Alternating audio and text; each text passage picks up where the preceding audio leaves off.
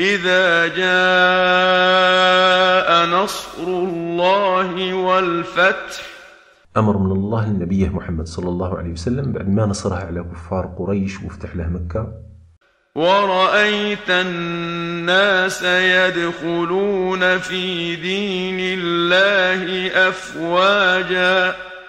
وصاروا الناس يدخلوا في الإسلام جماعات. فسبح بحمد ربك واستغفره إنه كان توابا. أمر النبي صلى الله عليه وسلم يشتغل بالتسبيح واستغفار الله اللي يوفق عباده المؤمنين للتوبة ويقبلها منهم مهما كانت ذنوبهم. لما تنشر هذا الفيديو أنت تدعو إلى الله اللي قال ادعو إلى سبيل ربك، وتحسن للعباد وتأمر بالمعروف وتنهى عن المنكر وتبلغ عن النبي صلى الله عليه وسلم اللي قال بلغوا عني ولو آية.